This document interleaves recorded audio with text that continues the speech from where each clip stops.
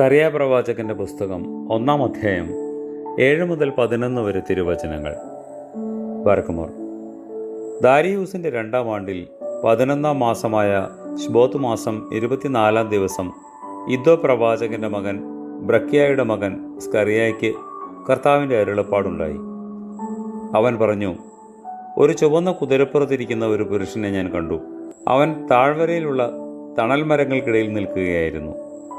ഇതാ, അവൻ്റെ പുറകിൽ ചുവപ്പ് നിറവും തവിട്ടു നിറവും വെള്ള നിറവുമുള്ള കുതിരകൾ. യജമാനനെ, ഇവ എന്ത് എന്ന് ഞാൻ ചോദിച്ചു. ഇവ എന്തെന്ന് ഞാൻ നിനക്ക് കാണിച്ചു തരാമെന്ന് എന്നോട് സംസാരിക്കുന്ന മാലാഖ പറഞ്ഞു. ഭൂമിയിൽ അങ്ങോട്ടും ഇങ്ങോട്ടും നടക്കുവാൻ കർത്താവ് അയച്ചവരാണ് ഇവർ എന്ന് തണൽ മരങ്ങൾക്കിടയിൽ നിന്നിരുന്ന പുരുഷൻ മറുപടി പറഞ്ഞു. ഞങ്ങൾ ഭൂമിയിലെല്ലാം ചുറ്റി നടന്നു. ഭൂമിയെല്ലാം ശാന്തമായും സ്വസ്ഥമായും കഴിയുന്നു. അവർ തണൽ മരങ്ങൾക്കിടയിൽ നിൽക്കുന്ന കർത്താവിൻ്റെ മാലാഖയോട് മറുപടി പറഞ്ഞു. കർത്താവേ, ഞങ്ങൾ നിന്നെ വിട്ട് ദ്രവ്യത്തിൽ ആശ്രയിച്ചിട്ട് നിന്നിൽ നിന്നുള്ള കരുണകൾക്ക് അയോഗ്യമായി തീരുമാറാകരുതേ. ആമേൻ.